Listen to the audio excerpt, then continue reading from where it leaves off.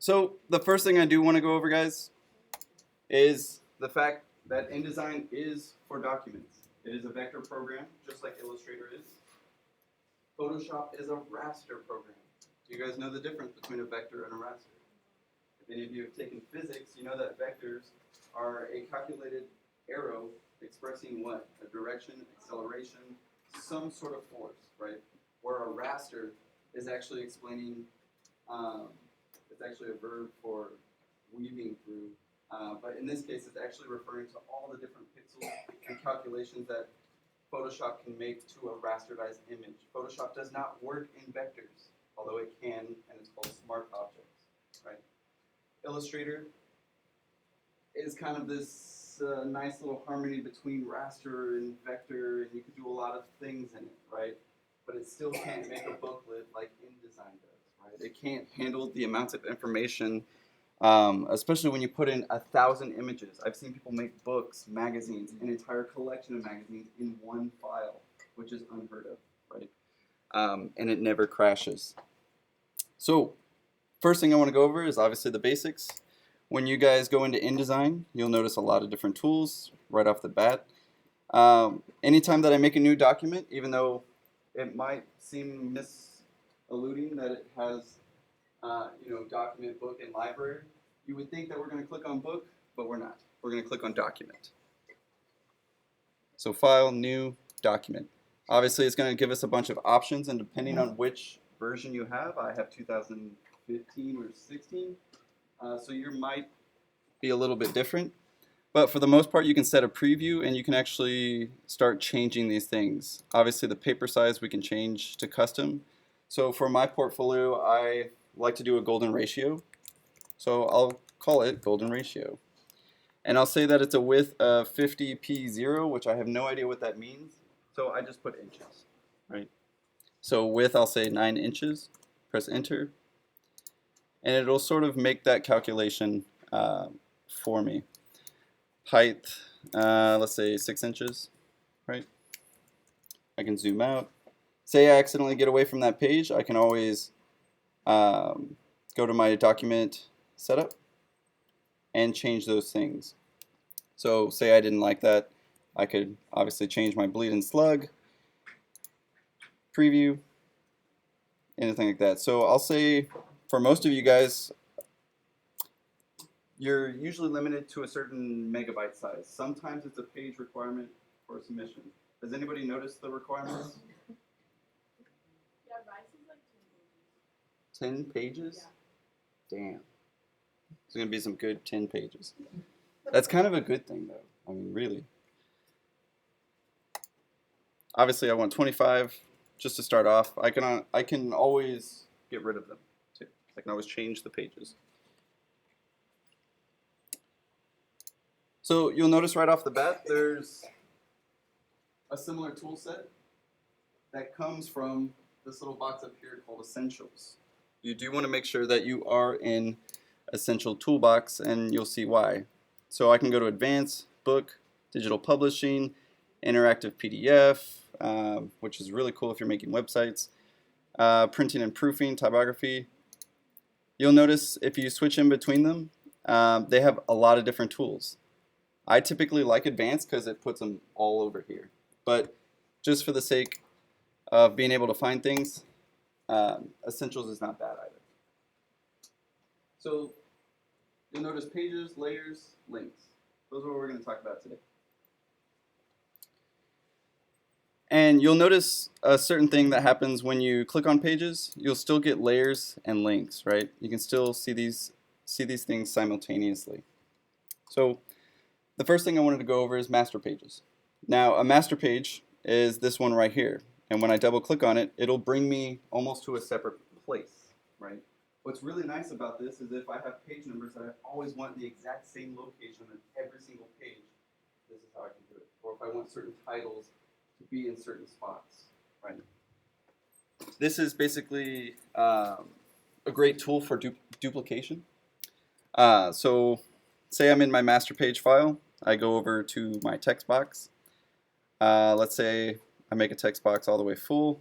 Let's call it architectural portfolio, even though none of you guys will use this, right, for your everything like that. I can go ahead and change to my favorite text. Let's make it 60. Perfect. Let's make it a little nicer. I'll use my rectangle tool. Pretty self-explanatory. I can make a rectangle. Say I wanted to change up that rectangle, and I was, thinking I'm pretty cool today. I can take my selection tool. You'll guys notice whether you're in Mac or Windows, if you just hover over the tool, it'll tell you exactly what it is. This name is super important when you want to use it to possibly Google it, right? Honestly, the one thing that I do all the time is I hover over a tool and then I go, okay, how do I use free transform tool in InDesign? And I put that in YouTube, usually get something within about 30 minutes, right? Answering my question. Keep in mind, just to go over the tools real quick, the selection tool is obviously, it will select the whole object, right? If I go to this direct selection tool, it allows me to change the points of an object, so I can select just this point and obviously change up my box. You guys see that? So if I click on this box and use the direct selection, say I wanted, just, I don't know, if I wanted to make this some sort of, for the sake of argument, right? Perfect. There's my architectural portfolio. Now what's great is you'll see on your other pages all these items come up, right? It's applied to every single page. That might not be the case, and that's okay. What I'm trying to say is that you're sort of setting this up so that you can at least have it in the exact same spot if you want it in the same spot. And I'll show you what I mean by that. So instead of master, we'll double click back onto our first page, and it'll bring us back to that page, right?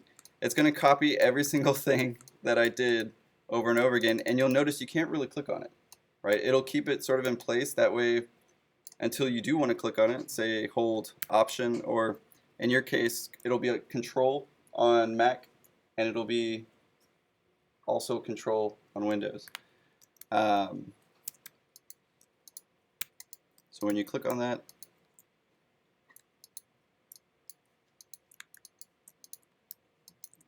or not,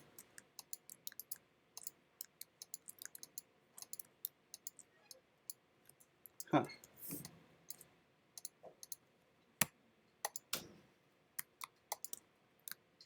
There we go. So it is the command on Mac, and then it'll be control, holding control, and clicking on the item in Windows. Sorry about that. That will allow me to obviously sort of delete this, say if I didn't want it on page whatever, right? So I can't click on this item, hold down control, and click. Apparently it doesn't want to work twice.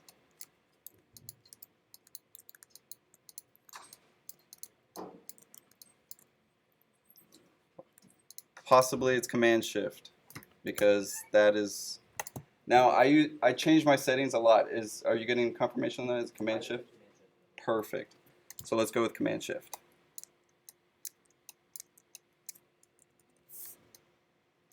So I could obviously go back to my master page and delete something, say, that I didn't want on every single shot. I go in over and delete it, and it'll delete that from every single page. Keep in mind that for the pages that you did change, it won't suddenly bring it back, right? So if you're going to make changes to that, if I wanted sort of this motif on every single page, that's what I would do. Quick shortcut, because I love to see what things look like when they're finalized, right? I like to get a small preview. If I press W, it gives me that preview. Right? This is a great way to actually see what it's going to look like when it prints without the bleeds or rulers or anything like that. You press W again. Another thing I wanted to go over is obviously image placement. So let's continue with this page. Let's say I was going to put my process photos, right? I guess before we could do that, one thing I do like to go over, guys, is setting up some sort of portfolio folder. So I'm just going to put it on my desktop real quick. Ideally, you could put it on Dropbox, Google Drive. I know what you guys are going to do. You're going to put it on your flash drive, and you're going to accidentally wash your flash drive in the washing machine like I did, and you're going to lose everything, right? So remember, this flash drive is treated mentally expendable because they are, right? Unless you paid $200 for one and you have it on your keychain, right, and you're never going to lose it, then you'll probably be okay. But just keep in mind, guys, always back up this stuff. Every single year, I make a new portfolio folder, and I call it, 2020 portfolio. Ideally, in this folder, I tend to have my basic save file, so let's go ahead and do that. How do I save an InDesign file? Well, it's kind of, you may have noticed when you save an InDesign file, it's only openable in InDesign. It's not a PDF. I can't really print it. But keep in mind, this is your master file. Without this file, everything is sort of gone, right? So if we go to File, Save As, and you are not going to want a template unless you're sort of setting this up for somebody else. I've never really used template, but it is going to be a InDesign document. So I'm going to go ahead and just place that in my 2020 portfolio right now.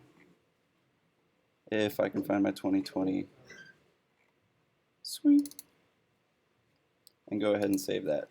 The next thing I like to do is basically put all my portfolio images in one place. Now you can do this by project, by anything to make it easier for yourself in terms of basically keeping it organized. So I'd say images, right? I could say design one.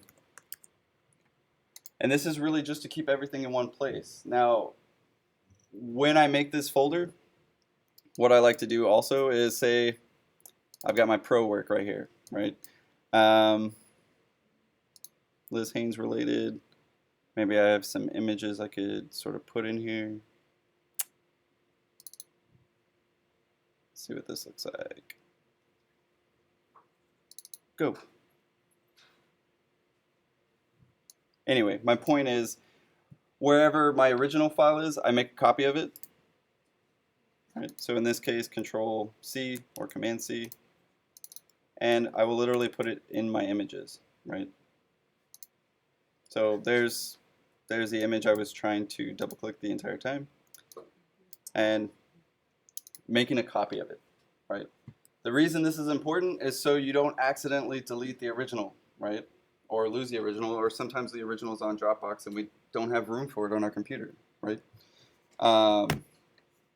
Anyway, the reason this is important is because in InDesign, all of these links, basically what's happening in InDesign is it's looking for a folder where that photo exists, right? So if all of those photos, all those model photos, all the process sketches, everything are in one nice spot, it's going to go a lot faster, right? And you're not going to lose it, and you're always going to get the highest quality image in your portfolio. Because some of you guys may have noticed you'll print or PDF something and some of the images are blurry, and it's because it's not linked, right? So a couple of options when I do bring in something that are kind of interesting.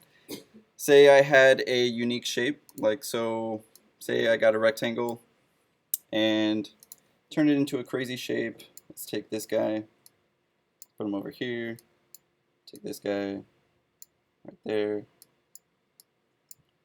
We can get the pen tool. Not that you'll ever really use this, but we can make a sweet shape, right? Totally awesome. Didn't mean that up, sorry. So it's a sustainable object, and it's also considered a fill or a line, right? So you may have noticed it's just like Photoshop. I can give it a fill, I can give it a stroke or anything like that, or I can place an image right inside of it, right? Which is kind of cool if you guys are sort of thinking outside of the box for your portfolios. It's also perfectly fine if you just display the content in a square or rectangle, right? I'm not trying to say, you can't, everything's got to be wild and you can't read it, right? But for some of you guys, you may have noticed on Issue, there's a lot of different graphic designers that you're just like, how the hell did they do that? How'd they wrap the text around? Or How'd they make these sort of ribbons inside the photo? These are the things and the conversation I obviously want to have, but obviously you're not going to get to until you start sort of getting creative with this, right? Anyway, just to show you guys some tools, say I click on the object, file, and place, right? Anytime that you put anything in InDesign, it'll be through place. So I'll click on place. I'll go to my 2020 portfolio, images, Tyler after, open it, and it'll put it within that frame, right? Maybe that's something I want to do. Maybe I'm trying to mask or crop out another item. Keep in mind that if I do this without clicking on the item, so if I go to file, paste again, place, put it in again, it's sort of going to put it there, and it's going to put it at the actual size that the object is, or the image. Keep in mind, if you bring in this image and it's really small, if you make it bigger, it's going to start getting pixelated. Everybody kind of gets that sort of rule of thumb. It doesn't just magically, like CSI, get better, like on the zoom in shot. It just doesn't exist yet, right?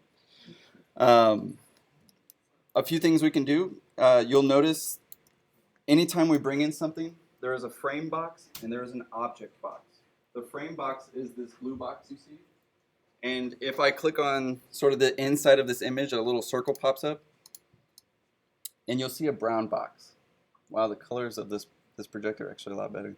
I don't know if you guys noticed, but you can actually see that it's brown. Usually it's whatever, but so that's obviously the frame and the object itself are two separate components. The frame, this blue frame, is the mask frame. If it's rectangle, your images will be displayed as a rectangle. If it's circle, it'll display as a circle. It's not actually changing the brown frame. Does that make sense? You'll notice if I do change the brown frame, or the object frame, right, it sort of stays inside the overall frame, right, this blue frame. Now what I like to do is, usually my images are rectangular, right, and I set them up as so, maybe to the size of the page. Maybe I'm doing a full page of this, right? Now it's way over here, and I don't want to sort of move anything around, so I can right-click on that blue frame. I can say fitting, and there's a couple different options. I can fill the frame proportionally. I can fill content proportionally. I never really use, fit frame to content, because sometimes the frame is a different ratio. But you'll see when I click on that, obviously, it puts it proportionally into the frame that I've been given. Right. So if I make that frame smaller, right, or a weird ratio. Say I don't even keep it the same ratio, right, and I go to fitting, fill frame proportionally.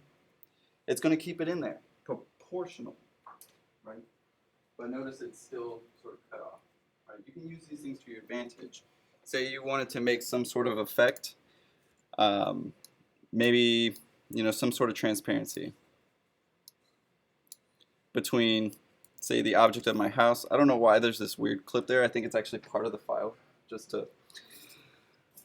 keep in mind. Maybe it's not. Actually, let me check real quick. Okay, it actually is part of the file. Not sure why that's there. Anyway. Another thing you might notice is that your images are extremely blurry, right? When you bring them in, and you're like, what the heck, man? I wanted quality. That's simply InDesign's way of helping your computer out, right? So if you press on W, you'll notice the preview is also still blurry, and you're kind of like, wait, but he told me the final preview, right? It takes all the other things. What it doesn't do is change the quality of your image. So if you go to View, I forget, Display Performance, and you go to High Quality Display, right? Click, you'll notice pretty immediately that my lines change, right? Also keep in mind that now my computer's going much slower, right?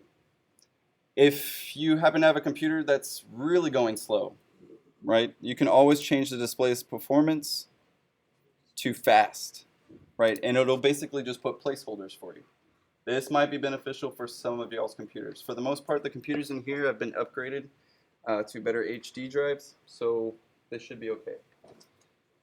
Any questions so far, guys? Placing an image, linking an image. So you'll notice when you bring in something, under your links, you have a folder, right? Or at least it'll show a list of every single image that you put into the document, right? Now this becomes really important once you start having 200 different files, obviously, in your document, right? Because right away, and just to sort of show you guys, right now it's linked. There's no little error message, but I want to show you what happens, what an error message sort of looks like. So let's go back into my display of the performance. I want to see the image. If I go to my original folder that everything is in, right? So 2020. And say I accidentally delete this image, right? So move to trash, delete it, go to images, it's gone. What will happen in InDesign, the little question mark will come up. It'll be like, hey, I can't find that file that you had, right? So once I print this out, this will never look good anymore. It'll always be that thumbnail gritty version, right? So if you ever do see this, right, what you can do is double click, and it'll basically say, hey, where is it, right? And so you can find it. So in my case, mine might be kind of hard to find, but what's interesting and is kind of cool is that it goes by the file name. So if I go back to my original, pro work, and I don't even remember where it was, right? But if I say, I think it's in Liz Haynes related, go ahead and open that, right? Or you could say, I think it was do you guys remember what it was? Something. I'll just say it's that one, right? It won't actually let me, right? I'll have to place it in. It's basically going to go by file name. So if it doesn't find it into the folder, it won't replace it, right? Anyway, let's place something else just so you guys can get an idea. I want to do something cool, so let's see. Let's say I was making my contents page. I don't want that. And I wanted to make something similar to actually what I have. So let's see. One of my portfolios, just to show you guys what I did. We'll wait for that to open up. But just to give you guys a gist of what you can do.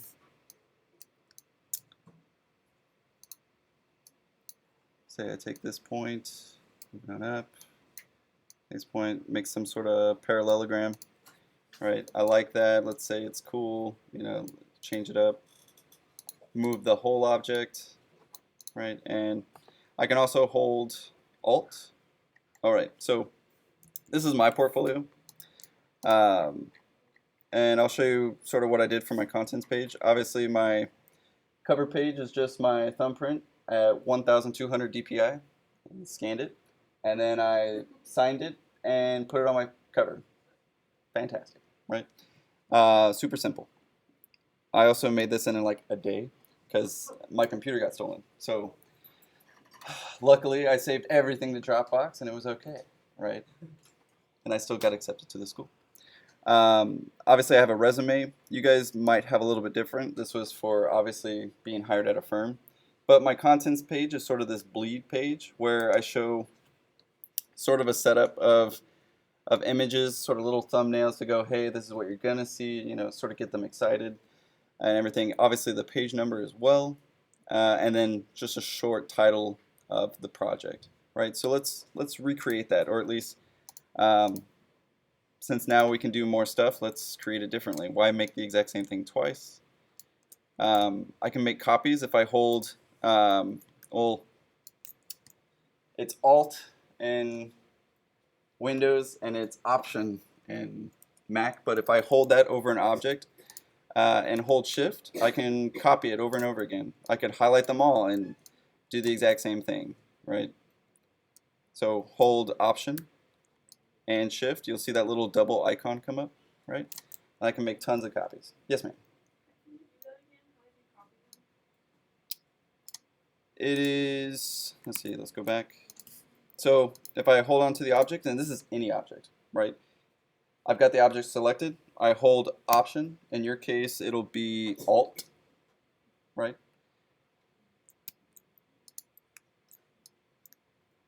So you'll notice when I start dragging something, it has one cursor, right? I hold alt, little phantom double cursor. See what I'm saying? And the reason I hold shift is so that it's aligned with the other one. So you guys know about that in all the programs. When you hold shift, it suddenly makes everything orthogonal. Does that help? Okay. So let's just make another one. And let's put some contents page in here, or, I think we had, I can select all of these. I can change their ratio, say they're too big. We can change them, all together. I can move them around with my arrows. Very handy. If I hold shift, I can make a big jump. If I just press the arrow, make a little jump. Right? Sometimes really helpful. Another thing I can do is when I drag it, you'll notice these green and purple lines come up. Those are helping you align to the paper. So obviously, what does this one mean, guys? It's center, center, right? This one is just center on this side. This one is just, I can't even, okay, there we go.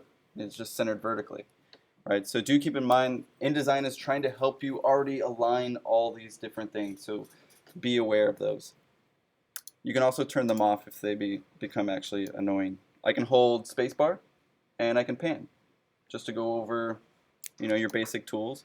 That way I don't have to zoom in, zoom out, zoom in, zoom out. I can simply hold spacebar and move across, right? That's looking good. I want a line underneath like my other one, so I'll add a line. That line's not thick enough, or maybe I want something different. I want it to be a red dash line, right? So I can click on stroke, and I can immediately, I can give it a different weight. Let's say 7 points. Yeah, it's kind of thick. Why not, right? I can go over to layers, and I can make it actually a line work layer. So let's say any of my line work, I'll keep it in red, right? And I can actually shift this to my line work layer. So you guys see that? If I select something, right? So all these, they'll sort of highlight it as blue. In my layers, if say I wanted to change it to line work, I can simply drag this little guy into the layer, and you'll see that it immediately turns into that layer. You guys see that? I wish Rhino was like that. It's not. One day it probably will be. But what's really nice about this is I can keep stuff completely separated. I can have my line work as line work. I can even turn off my layer of line work and see what my project looks like maybe without the lines, right? With a button, right? Anyway, so we're making my contents page. I want to make it bleed from page to page. Let me press W and see how that looks. All right, that's exactly how I want it to look. Some of these are kind of off in different spaces. Let's make them perfect, right? So we'll hold Alt, copy, and you'll see numbers at the bottom. You can set it to pixels if you like. So it's set to pikas, which I don't think is related to Pikachu's, but it might be. I set it to inches. You'll notice when I make these copies, I'm looking for these little green lines that obviously indicate, hey, look, it looks like it's some sort of dimension, right? That might be the dimension I want. Usually, once it shows you one, that's kind of what you're going for. Yeah, so that you see those two little at the bottom, showing me, oh, you have equal space in between them. Perfect. Keep that. Right. Perfect. Right. So I'll take all these. Maybe I want them to sort of blend into this line. I don't know. I'm just trying to be creative. Right. Let's make them a little bit longer. Let's say, I want to get this guy out of the way. Don't want this guy. So I'll hold Command Shift, click, delete, right? And guys, especially when it comes to computers, eventually it'll be like playing a piano, right? eventually you don't have to look at the keys anymore. There's all these different little shortcuts, and you'll notice how related they are to Photoshop and Illustrator, right? In many ways, these are magic programs, right? They do a lot of things, but at the same time, so is a piano. It doesn't mean you know suddenly how to play one or press the right buttons at the right time, which is why I use that sort of metaphor. It takes a lot of practice, guys. You almost have to kind of work with it every day, and I swear you will learn something new about the program. I still do to this day, right? Every time they update something. So let's say all these guys are in line. Let's make a text box, right? Let's see what we can do with a text box.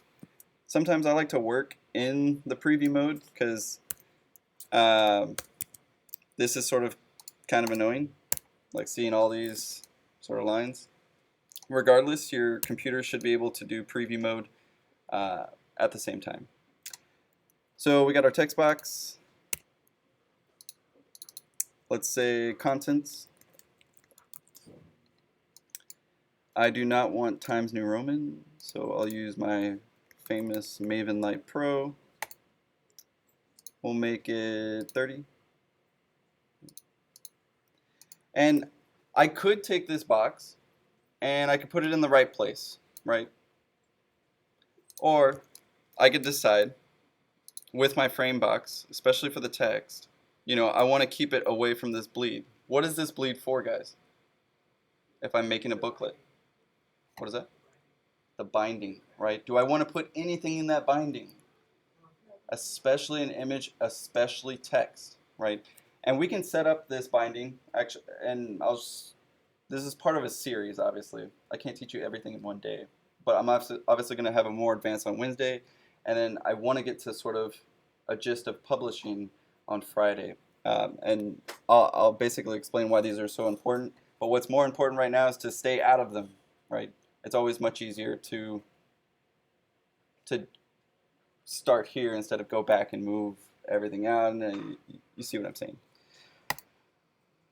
To go back where I was, I can set up this frame, right? And I can set it up a lot of different ways. And you'll notice if I set it up, you know, all the way from edge to edge, it stays at this edge, right? I can go up into the top and I can actually change its format settings. So if I click on the text, just like a Word document or anything like that, I can center the text to the box, right? So if I change this box up or the original frame, obviously it's going to always center it within that frame. This is extremely handy, guys.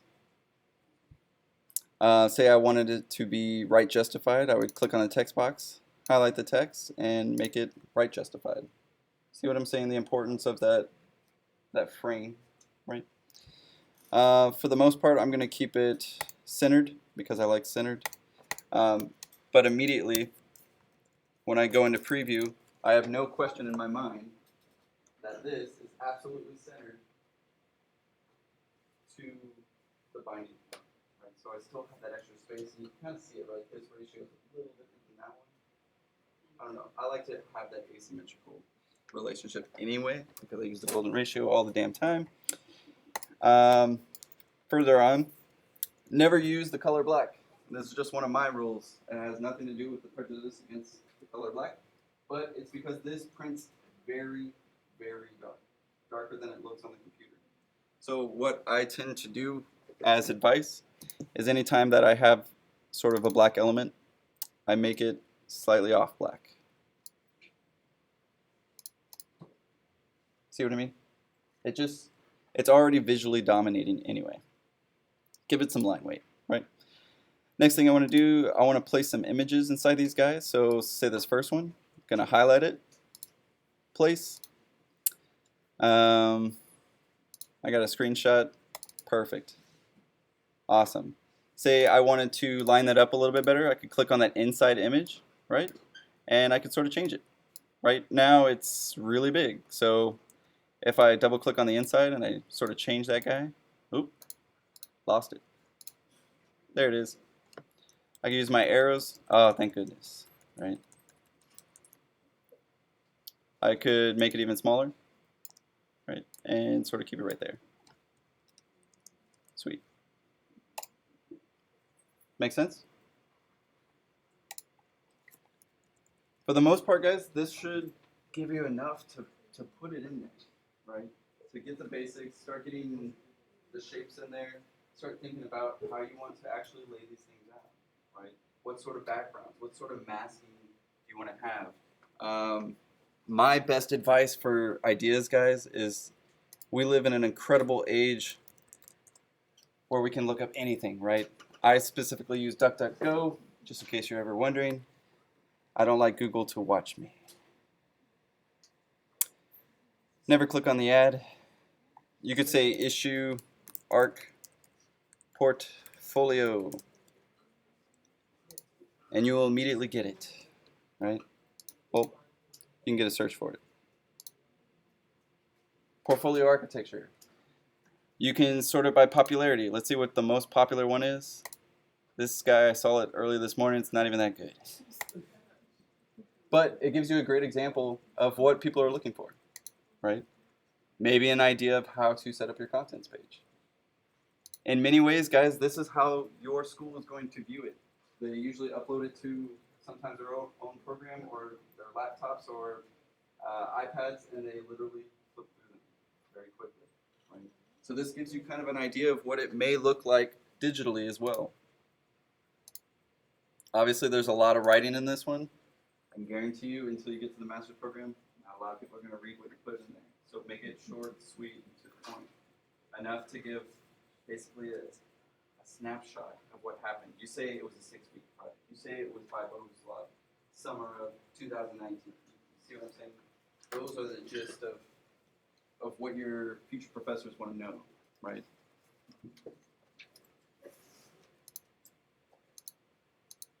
At the end of the day, guys, it's about your content, right? I mean, you can notice pretty immediately there's not a word on here, right? But look at the way that it's set up. There's these threes, right? Some model photos, some final, maybe some renders, and they're really giving a heavy shot to that photo, right? I'd say this is pretty well done. I think there's still a little too much going on, but I do like the 3-4-3-1, right? Because that's what architects pick up on. You guys got to understand, you want to dot all your I's and you want to line up all your text because architects are usually the most OCD people you can think of, right? They're like, oh, no, it's not close, I don't believe it, right? But some of them, they don't even look at the content, they look at how you put it on there. Some of them don't look at how you put it on there, they look at the content. So you want this fine balance between it both. Plus you want somebody that doesn't understand architecture, you want to be able to give it to your parents and go, wow, I like this. You know, there's a reason why your dad picks up the cool popular mechanics magazine and your mom sort of picks up the flower sort of things. Not to say that, you know, they're designed that way, but they are, right? We pick up on things, you guys don't understand, this is a huge industry that we literally sell ourselves to Facebook, Google, and all these things, and they pick up on all those things that we double click and like on, right? Or when you swipe left or swipe right on somebody, they know what that person likes and what they don't like. That's why Tinder is one of the highest ranking stocks of the algorithm market right now. Everybody wants to purchase it. They're not selling it to anybody, right? Because they literally put you else with somebody else's data and go, all right, that makes a harmonious match, right? But you guys got to understand, they're doing this to everything. Whether you pick up a magazine, whether you look at an ad, whether you look at a TV, it doesn't matter. But at the same time, you are the designers of this next algorithm, right? Of who's going to be reading for this specific market, right? Your market right now is other schools. What are those professors looking for, right? And we're basically kind of here to tell you what they are looking for, at least in our experience. Any questions about InDesign? Good. Know how to link an image, know how to save the file, know how to start changing boxes. So if I want to put image on both page, so we don't have to do the binding. And you didn't want it to show on the binding, but you wanted it to show like the whole shot. Right. So great question. So from what I understand, he's saying like when you open up that magazine shot and it's the same photo from page to page, right? So for a lot of you guys, this might be like a section. an elevation at the bottom, you know, that you wanted to actually extend the whole screen. And that's a fantastic question. So let's get a page here that's clean and open. Let's take this guy out, delete him. Let's get a big shot, let's say a panorama of some sort.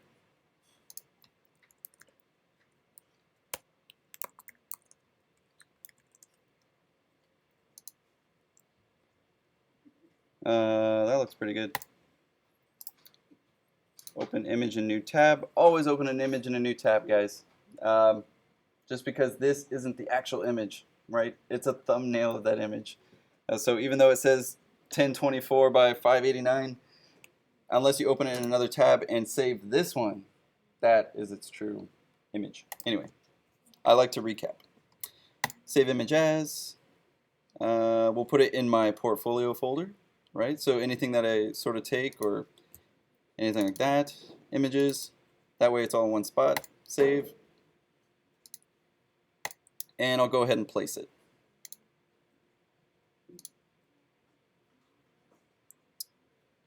So there's two things I could do to answer that question, right? I can either go in Photoshop and I can split this image, right? In such a way to where I basically put a white stripe in there and I make it all line up. That's the hard way.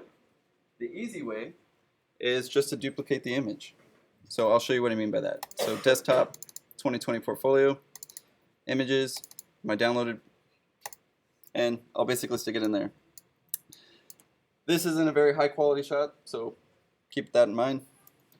The first thing I'm going to want to do is make sure that I go from the edge that I want, right? So I can scoot that over. And I'm just changing the frame to that bleed mark. Right, Victor? So the first thing I want to do is obviously I don't want it to go into this bleed area, so I'm going to keep the image there. I need to change the inside. So in this case, I'm actually just going to fill it proportionally.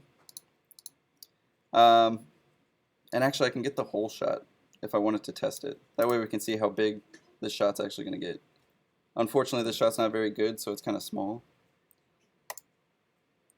Fill that shot proportionally. So we want the whole page here, but we don't want to accidentally cut this off. Right?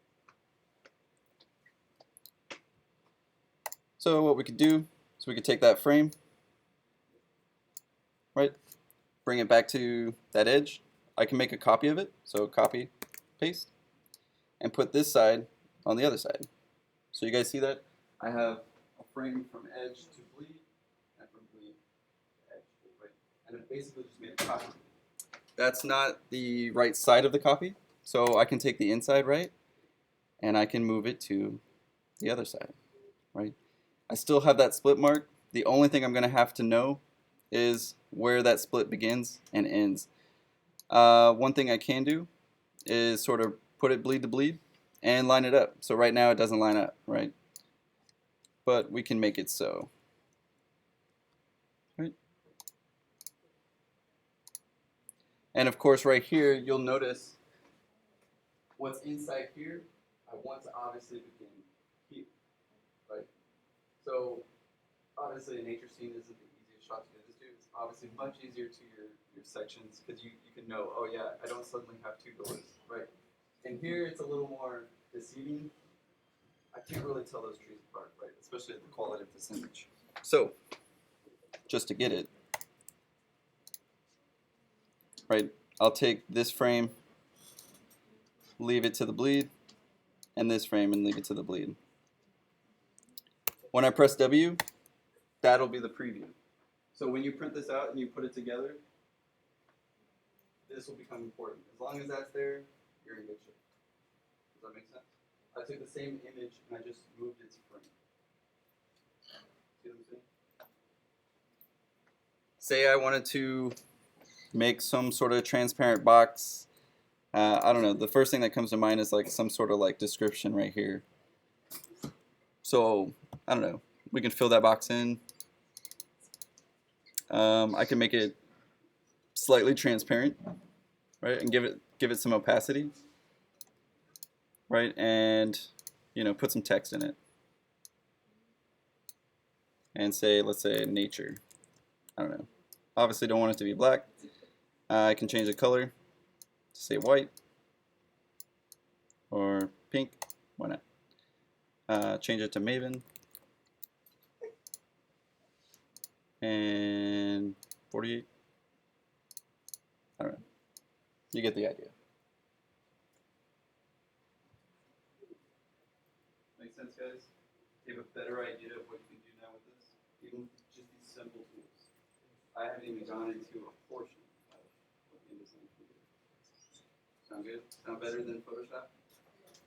For those of you that are in Photoshop right now, do keep in mind that InDesign can bring over those layers. This is only the case if your Photoshop file has a very organized layer system, right? So just to show you real quick, if you do have a Photoshop file, you can drag and drop basically. So let's say file, you're going to place again like you would place an image. And I'm gonna have to actually find a Photoshop file, hold on. Maybe I can just save one.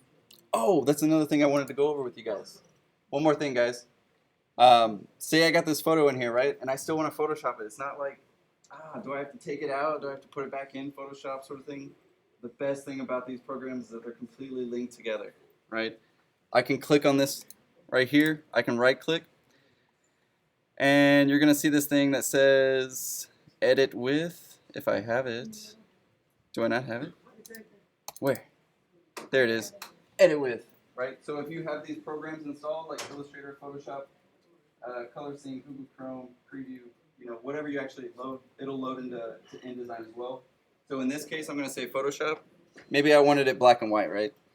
So do we Photoshop? And it'll open it for me. It's really nice. I edit with Photoshop. Let's say I change it to negative mode. I don't know. So mode, let's make it grayscale. It's going to be like, hey, and be like discard. And then I'm going to say save. I'm going to press OK. And when I go back here, it's going to turn to black and white. The coolest thing ever. Especially for somebody in your stage right now that really just needs to put all this information in the InDesign. Right? Get it all set up. Get it all laid out. Then do the editing. Make it match with each other. Sound good? Let's work on it. I think we're going to walk around and sort of answer questions. Obviously, guys, the first step is setting up those folders, setting up Portfolio 2020. Right? Let's give it a new take. Honestly, I do it over and over again every year. Honestly, just start it by year, because eventually you'll have 2017 to 2023, which sounds really weird, but eventually you'll have them all set up by year, which is really nice, especially if you can't remember, you know, when you did this project or things like that, and you're like, oh yeah, it was design 4. Oh yeah, I can go back to design 4, I can pick up where I left off. Does that make sense? Are you tired? Is it Monday? Is it Monday? I wouldn't know, I don't sleep.